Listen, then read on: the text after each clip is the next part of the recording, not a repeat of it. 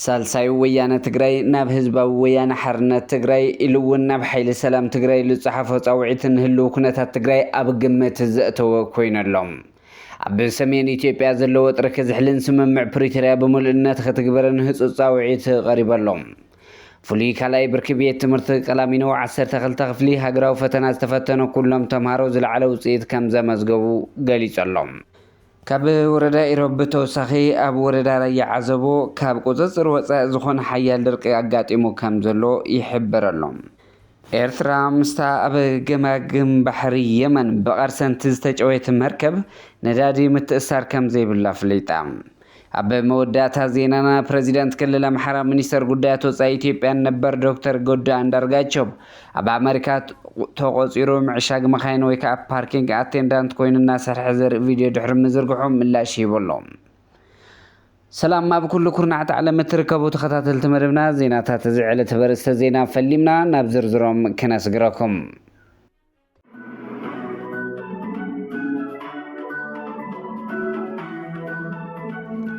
ዋኒኑ ንብሔራዊ ዘተድልነት ከተርእዩ ምሕታት ይምልከት ይብል ውድብ ሳልሳይ ወያነ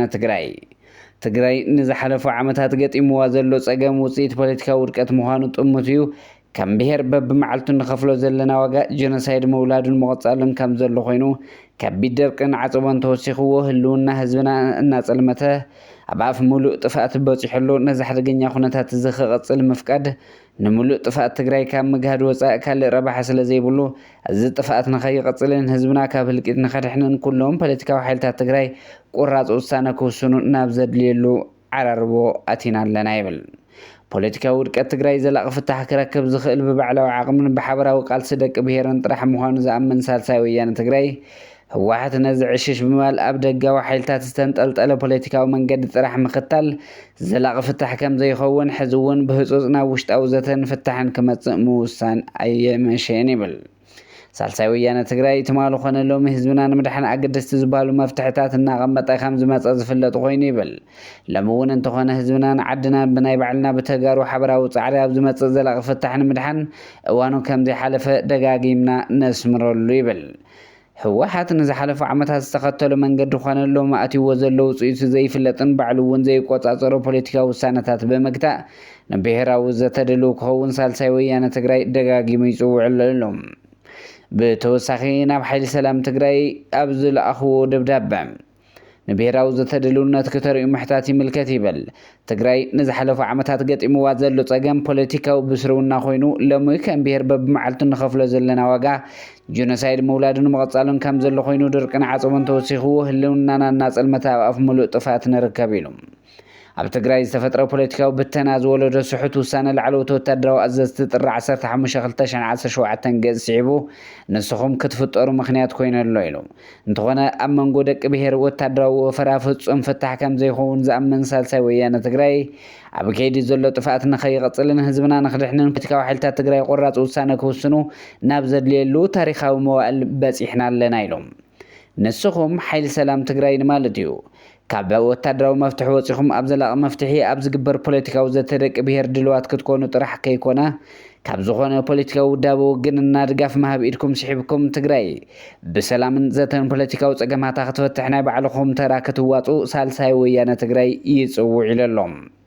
ነሓሰ 19 2018 ገጽ ኣብ ዝፀሓፎ ደብዳበ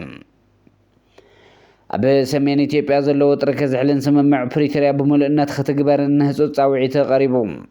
ልኡኻት ሕብረት ኢሮጳ 22 ናይቲ ሕብረት ኣባል ሃገራት ከምኡውን ኤምባሲታት ካናዳ ኖርዌይን ዩናይትድ ኪንግደምን ብሓባር ብምዃን ኣብ ሰሜን ኢትዮጵያ ወይ ከዓ ኣብ ትግራይ ብዛዕባ ዘሎ ህልው ኩነታት ዝምልከት ናይ ሓባር መግለፂ ኣውፅኦም ኣለዉ ኣብቲ ዞባ ዳግም ይንህር ንዘሎ ወጥሪ ብዕምቆት ይከታተልዎ ከም ዘለው ብምግላፅ ኩሎም ወገናት ህድኣት ክመርፁን ሓላፍነታዊ ስጉምቲ ክወስዱን ኣተሓሳሲቦም ኩሎም ተዛመድቲ ወገናት ነቲ ኣብ ፕሪቶሪያ ዝተፈረመ ናይ ነባሪ ጎንፂ ደው ምባል ስምምዕ ብቕንዕና ብኣወንታዊ መንፈስን ከተግብርዎ ፀዊዖም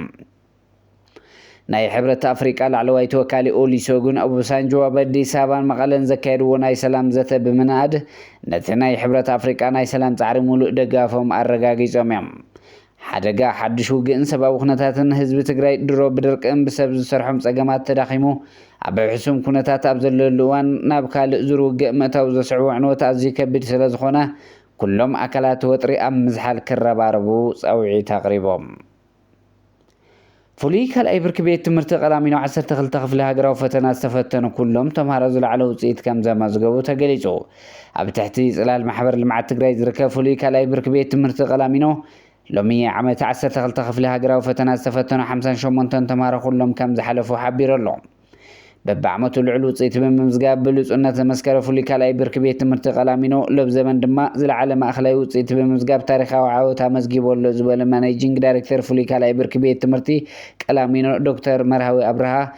ነፍሲ ወከፍ ንጽል ተምሃራይ እቲ ቤት ትምህርቲ ካብ 600 ልዕሊ 506 ነጥቢ ውፅኢት ከም ዝረኸቡን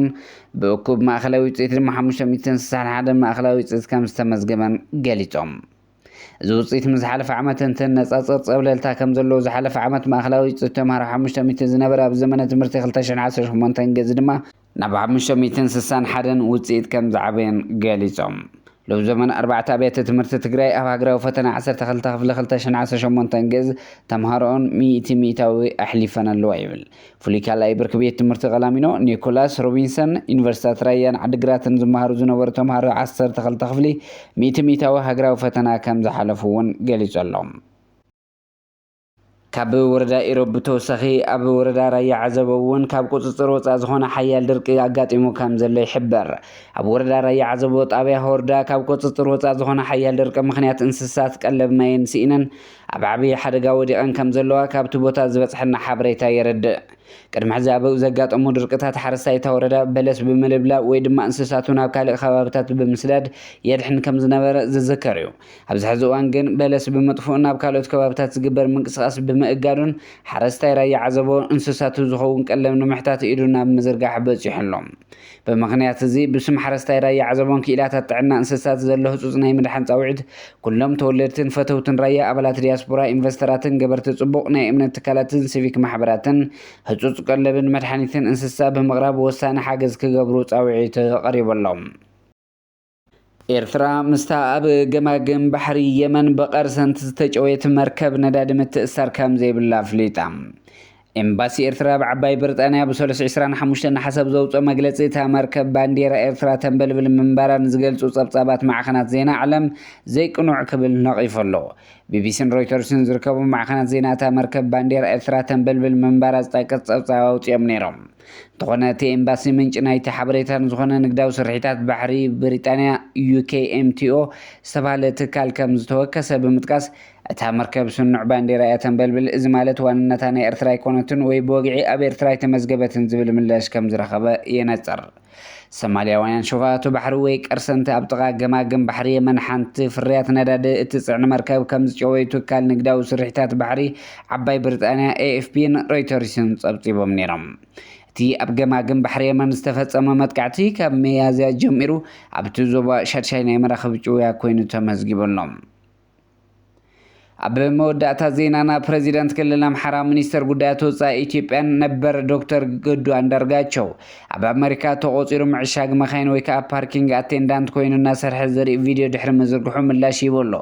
ዶክተር ገዱ እቶም ነቲ ቪድዮ ቀሪፆም ዘካፈልዎ ሰባት ዕላምኦም እንታይ ምዃኑ ከም ዘይተረድኦ ዘይፈልጥ ድሕሪ ምግላፅ ብናፅነት ይሰርሕን ህይወቱ ይመርሕን ከም ዘሎ ሰባት ኣብ ውልቃዊ ህይወቱ ከትኩሩ ከም ዘይደሊ ሓቢሩ እዩ። ህዝብን ድሌት ፍትሕን ለውጥን ኣቓልቦም ኣብታ ኣብ ውሽጢ ዓዲ ዝሳቕ ዘሎ ህዝቢ ኣምሓራን ኢትዮጵያን ክኸውን ኣተሓሳሲቡ ንዝተመዛበሉ ከቢድ ፀገም ኣጓኒፎም ዘሎን ህይወቶም ዝሰኣኑ ድማ ትኩረት ክወሃቦም ይግባእ ኢሎም። እምበር ከስ ክቡራት ተኸታተልቲ መደብና ዜናታት ዝዕለት ኣብዚ ከንቢትና ሰናይ ንዓኹም ሰላም ንዓኽ ትግራይ